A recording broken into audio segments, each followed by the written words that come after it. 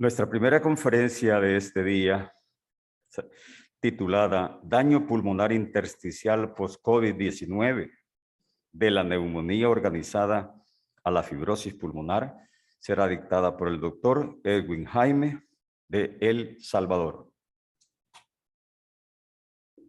El doctor Jaime es médico doctorado de la Universidad Evangélica de El Salvador con residencia y entrenamiento en el área de patología.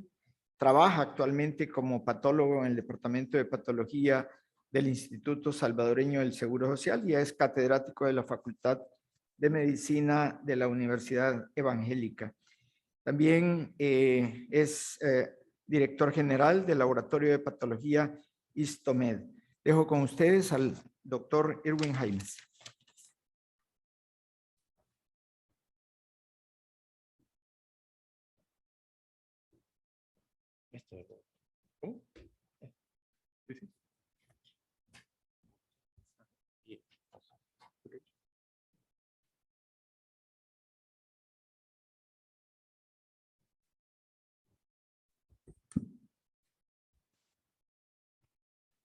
Buenos días. Pues en primer lugar, muchas gracias al comité organizador por la invitación, ¿verdad? Y pues vamos a hablar un poquito acerca de lo que nos tiene ahorita no solamente al país, sino al mundo entero en vilo, ¿verdad? Es acerca del COVID-19. Bueno, en esta diapositiva podemos ver, es un esquema que nos muestra los cambios que se dan cuando una persona es infectada por el virus del COVID. En la parte superior podemos ver un esquema de cómo es el parénquima pulmonar normal, ¿verdad?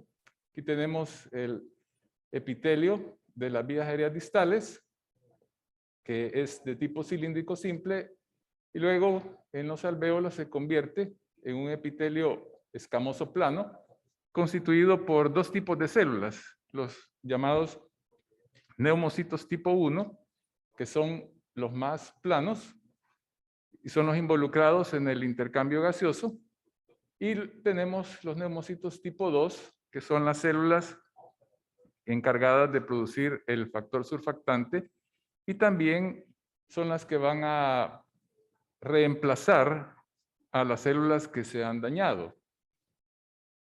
Entre el epitelio alveolar y los vasos, los capilares, tenemos un espacio que aquí pues está amplificado. Realmente en la anatomía normal no es así de grande, apenas es identificable, pero es lo que conocemos como el intersticio pulmonar. Encontramos, entre otras cosas, fibroblastos, que ya vamos a ver la importancia que tienen en esta patología, así como también otro tipo de elementos como fibras de diversos tipos. ¿Qué sucede entonces cuando una persona es infectada por el virus del COVID? Pues el virus entra y va a hacer un daño directo en el epitelio de las vías aéreas, pero también un daño en el epitelio alveolar, principalmente en los neumocitos tipo 2.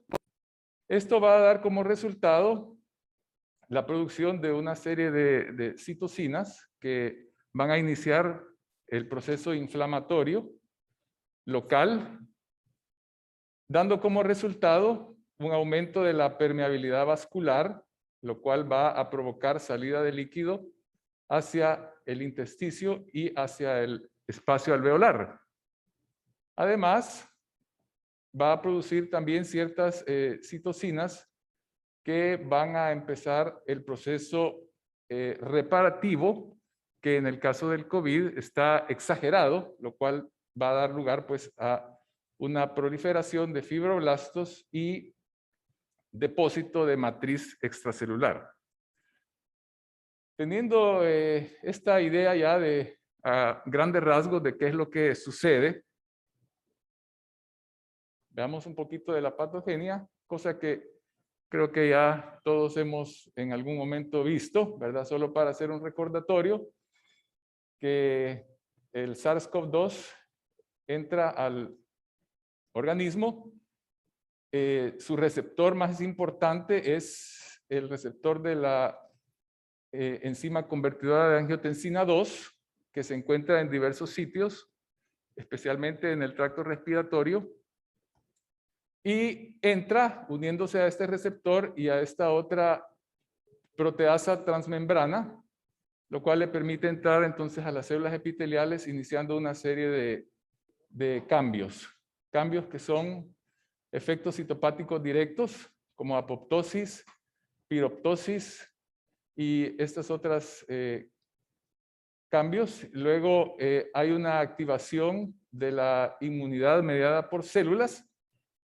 Específicamente, pues aquí hablamos de linfocitos T, acúmulos de linfocitos T, monocitos, histocitos, la liberación de citocinas y otros fenómenos que se dan.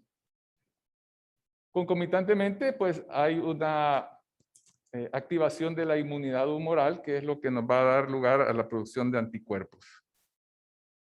Bueno, las consecuencias crónicas de la enfermedad pues están empezando a conocerse, ¿verdad? Apenas llevamos un poco más de año y medio de la pandemia y aún no se conoce exactamente cuáles son todas las secuelas que va a producir la enfermedad.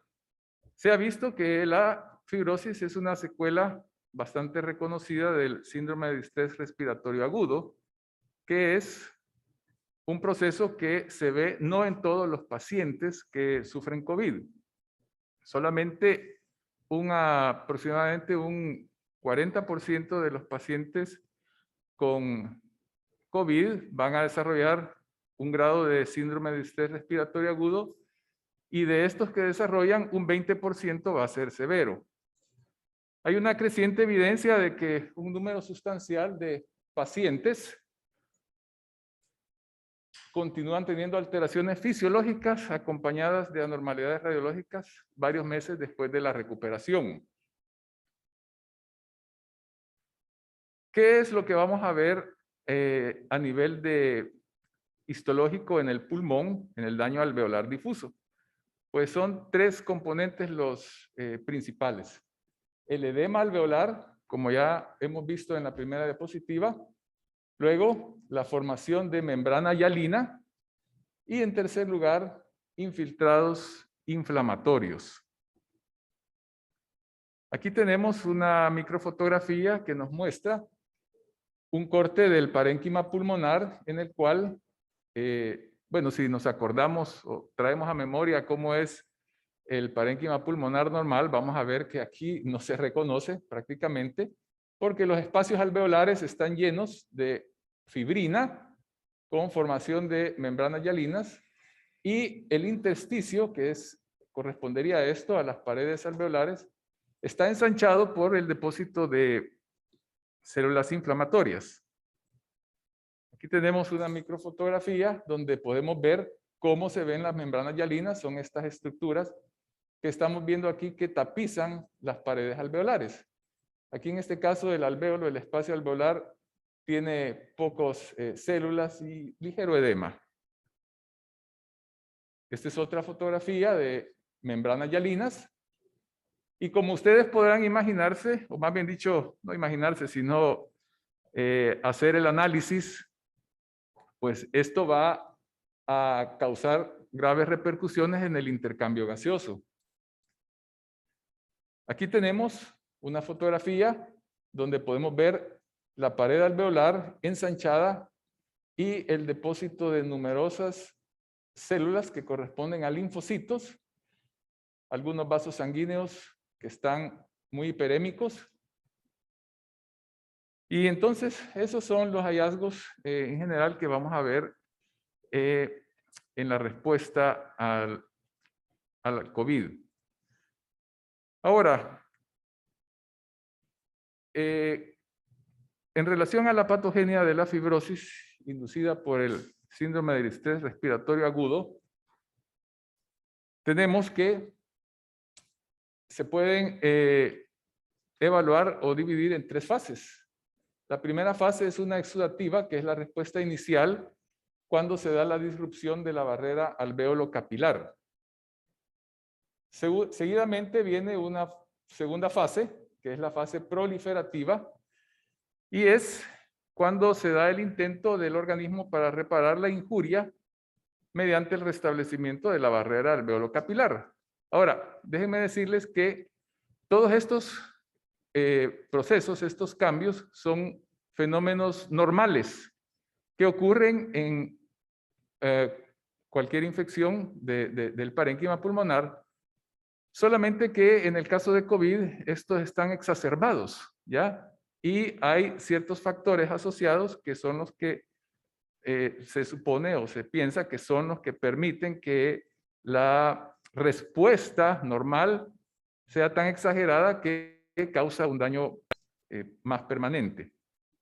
Luego tenemos la tercera fase, o llamada fibrosante, y que está relacionada a un pobre pronóstico, incluyendo una mortalidad incrementada y dependencia del ventilador. Pues aparentemente no está claro por qué la mayoría de pacientes se recuperan, mientras que un subgrupo desarrolla una respuesta fibrosante excesiva. Tenemos aquí este esquema en el cual podemos ver sintetizado cómo es la patogenia.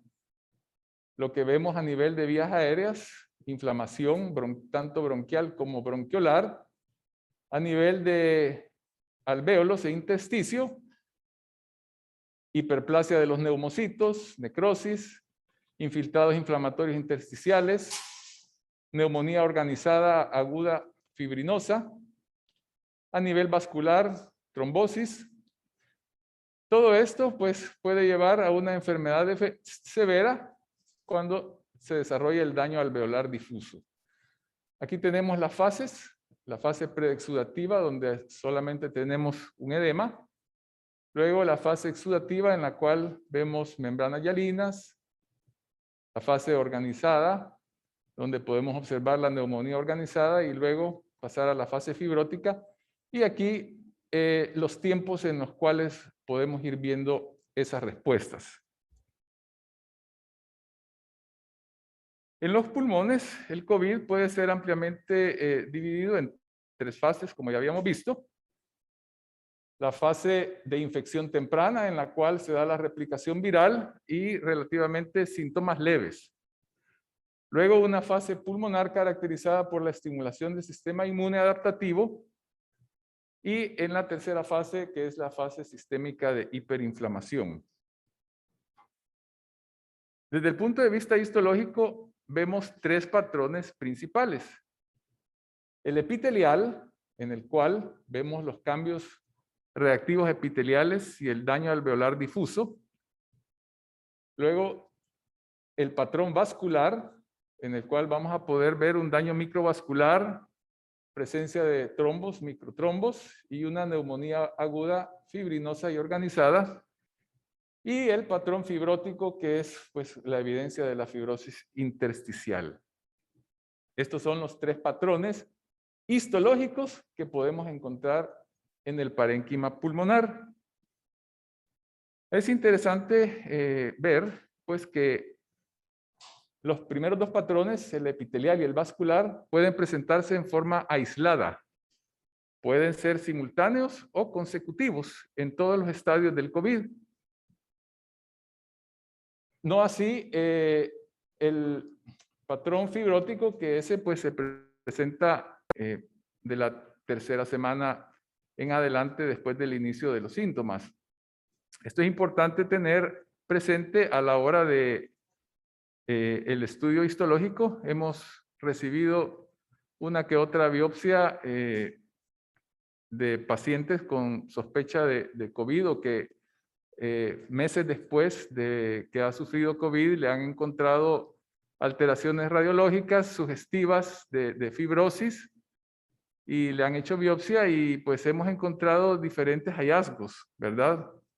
Algunos que parecieran que son agudos, pero como hemos visto pueden encontrarse en diferentes momentos.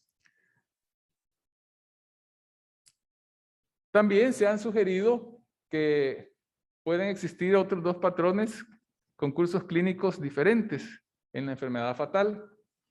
Uno de ellos, en el cual hay una alta carga viral y una alta expresión de citocinas en los pulmones, pero con limitados cambios morfológicos. El segundo patrón es lo contrario, baja carga viral, baja expresión de citocinas, pero con un elevado número de células inmunes.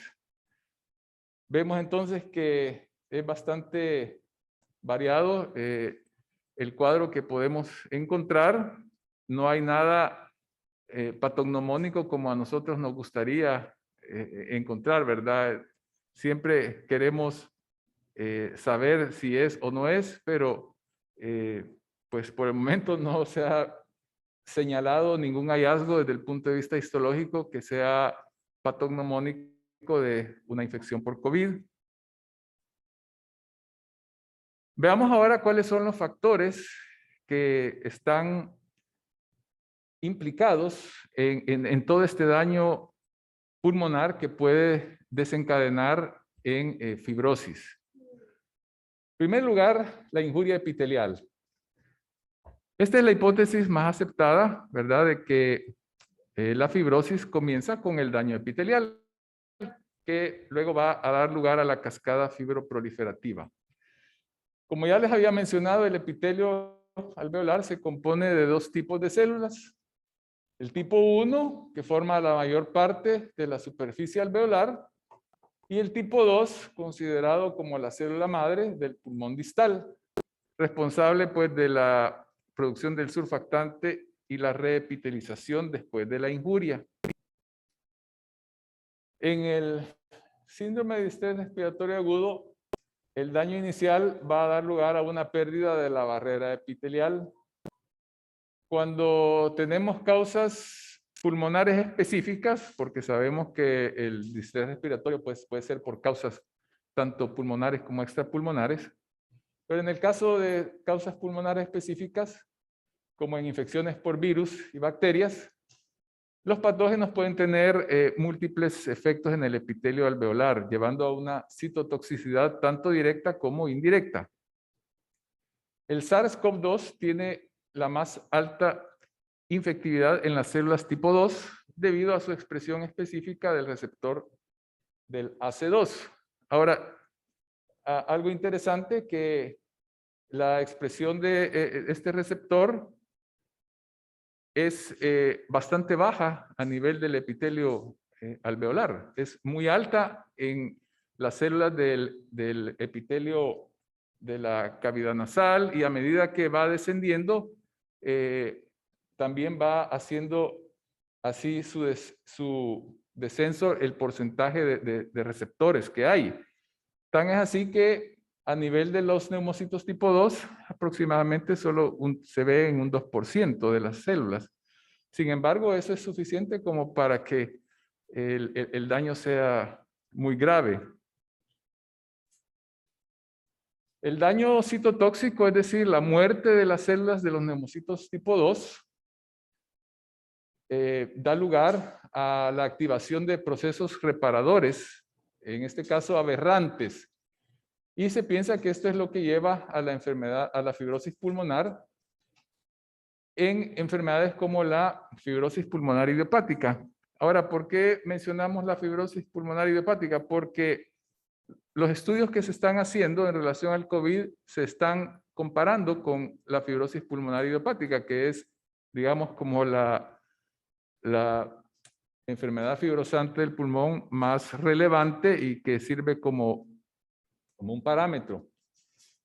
Se ha visto que hay una relación entre el grado de daño epitelial y la fibrosis subsecuente. La vía aérea distal es esencial en la reparación alveolar después de la injuria. Sin embargo, pues el SARS-CoV-2 es capaz de infectar tanto el epitelio alveolar como el de las vías aéreas. O sea, es un daño bastante extenso el que produce a nivel epitelial. Otro factor es el daño endotelial. Veíamos que no solamente afecta a las células epiteliales el SARS-CoV-2, sino también al endotelio. de los capilares pulmonares, lo cual va a ocasionar una disrupción. Esto tiene efectos importantes en el pulmón y se ha visto que el daño vascular es probablemente más severo debido a COVID que el producido a otras causas. También se ha reconocido que los cambios vasculares son obvios en enfermedades crónicas fibrosantes como la fibrosis pulmonar idiopática. ¿Qué es lo que vamos a ver en la fibrosis pulmonar idiopática? Hay un aumento de la permeabilidad endotelial, goteo microvascular en los pulmones, y esto se ha asociado a la patogénesis de la fibrosis pulmonar. El edema alveolar persistente también es posible que exacerbe el ambiente profibrótico en el pulmón distal. Entonces, dadas estas comparaciones entre lo que sucede en la fibrosis pulmonar idiopática, se piensa que es razonable extrapolar que en el síndrome de estrés respiratorio agudo severo, en el cual el fluido persiste en los alvéolos por largos periodos de tiempo, pueda hacer que pasada la etapa aguda de la enfermedad se exacerbe la cascada fibroproliferativa. ¿Qué otro factor es importante en el desarrollo de fibrosis pulmonar? La senescencia celular y el envejecimiento acelerado, los cuales han sido implicados desde hace mucho tiempo en la fibrosis pulmonar y se han asociado a diversos mecanismos, tanto ambientales como genéticos. En los tejidos humanos, los marcadores de senescencia están incrementados en la fibrosis pulmonar. Lo que se ha visto, entre otras cosas, es que hay un acortamiento de los telómeros. Los telómeros son porciones que hay en los cromosomas, que son los que van como determinando el número de replicaciones que los cromosomas pueden tener. Entonces, se piensa que el acortamiento de estos telómeros está relacionado pues con la fibrosis pulmonar. ¿Qué otro factor importante? Es la injuria mecánica. La distorsión de las fuerzas mecánicas que normalmente actúan en el pulmón, como la sobredistensión de los espacios alveolares, puede ocasionar barotrauma. Ahora, pues en los pacientes con COVID grave, que muchos llegan a necesitar el uso de ventiladores, entonces eso puede ocasionar ese barotrauma y se ha visto que hay una fuerte correlación entre la duración de la ventilación mecánica y el déficit pulmonar incrementado. Se ha demostrado que el estiramiento mecánico de los espacios alveolares activa directamente la cascada profibrótica e induce la muerte celular programada en los neumocitos tipo 2. Y luego, la hipoxia resultante exacerba la respuesta profibrótica. Es importante también considerar la biología de la matriz extracelular.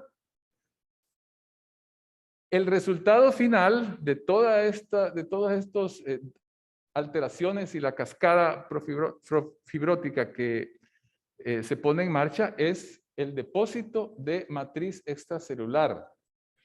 ¿Qué va a hacer esta matriz extracelular? Va a endurecer el tejido y va a distorsionar la arquitectura, resultando entonces esto en un déficit pulmonar restrictivo. Se ha visto que la rigidez pulmonar per se dirige la activación, diferenciación y migración celular, exacerbando el ambiente profibrótico. Pero no solamente pues esos son los factores importantes, recordemos siempre que la susceptibilidad genética es muy relevante, algo que quizás con frecuencia pasamos por alto. En modelos animales de fibrosis se ha encontrado que una variante en el promotor de este gen, MUC5B, es el factor de riesgo más fuerte para la fibrosis pulmonar idiopática. Y su expresión incrementada está directamente implicada en activar la fibroproliferación. Esta misma variante del gen MUC5B está asociada con el incremento del riesgo de desarrollar distrés respiratorio agudo en individuos mayores de 50 años. Esto entonces probablemente sugiere que hay mecanismos compartidos entre estos distintos procesos. Tal vez algunos estarán preguntando, bueno, todo es suposiciones, ¿verdad? Pues al momento así es, ¿verdad? Todavía todo esto sigue en estudio y se está tratando de encontrar todas las asociaciones posibles para poder determinar ya en forma más específica y directa las relaciones que hay entre todos estos procesos y la fibrosis pulmonar. Aquí vemos nuevamente otro esquema similar al inicial para ya media vez que hemos considerado algunos aspectos teóricos, volvamos a tener esta imagen que podamos llevarnos en nuestra mente. Tenemos aquí la etapa de la infección, cuando el SARS-CoV-2 infecta las células, aquí representando estas células más grandes, el neumocito tipo 2. Esto va a dar lugar a cambios que ocasionan la famosa tormenta de citocinas.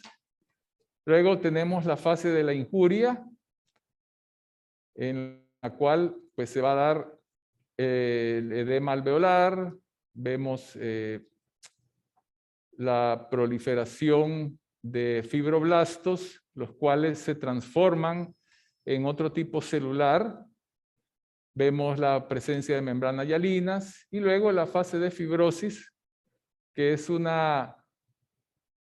proceso reparador exagerado, anómalo, que nos va a dejar un depósito de una mayor cantidad de matriz extracelular que no es normal, tiene características diferentes que la hacen ser más dura, digámoslo así, y que hace una mayor contracción de la lesión. Aquí tenemos otra microfotografía en la cual podemos ver el intersticio pulmonar engrosado, focos de fibrina en los espacios alveolares. Aquí fibrina en los espacios alveolares que está presentando ya áreas de organización, que son estas más rosadas. Cuando hablamos a nivel histológico de organización, eso hace referencia a que la fibrina está siendo sustituida por tejido fibroso. Esta es una foto del remodelado intersticial que se da. Trombosis en pequeños vasos, hiperplasia de los neumocitos, atipia de los neumocitos. Todos estos son hallazgos que podemos encontrar. Este es cómo se ve la fibrosis. Este es un cuadro más avanzado de fibrosis. Con técnicas de inmunistoquímica se logran apreciar los espacios alveolares residuales, focos fibroblásticos. Y de acuerdo pues al conocimiento actual de la fibrosis, pues se ha visto que hay una combinación de diferentes factores, como ya hemos visto, entre los cuales tenemos factores genéticos, ambientales y la edad. Esto es cómo se da la fibrosis pulmonar idiopática después de microinjurias repetidas al epitelio. El fallo en terminar estos procesos de reparación y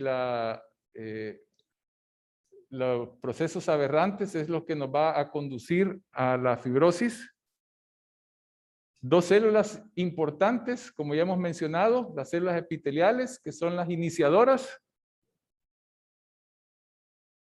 Los fibroblastos, que son las células efectoras, las cuales en respuesta a las sustancias que producen las células epiteliales van a transformarse en miofibroblastos y a producir abundante cantidad de matriz extracelular. Bueno, en conclusión, ¿qué tenemos en relación a la fibrosis pulmonar asociada al COVID? Ya hemos visto que hay numerosa evidencia que indica que muchos pacientes desarrollan secuelas fibróticas y aún es muy temprano en la evolución de la pandemia para saber si estos cambios van a ser transitorios y resolverán con el tiempo o serán pues permanentes. Sin embargo, los datos sugieren que la fibrosis persiste por muchos meses después de que la infección ha resuelto. Una pregunta crucial en el manejo es si estos cambios serán estables o progresivos. Hay varios factores que podrían impactar si la fibrosis tiene el potencial de ser progresiva, como es los factores genéticos, que se han visto que probablemente en aquellos pacientes que ya tienen genes asociados a fibrosis pueden tener un curso más desfavorable en la enfermedad. La edad per se hace que a mayor edad los procesos profibróticos en el pulmón sean mayores. Y también se ha visto pues la obesidad y síndrome metabólico como factores que pueden estar asociados al desarrollo de fibrosis después de COVID. Bueno, hemos sido breves y dando un vistazo en cuanto a lo que puede ser la fibrosis después de el COVID. Y pues muchas gracias, ¿verdad? Vamos a dar lugar a la siguiente ponencia.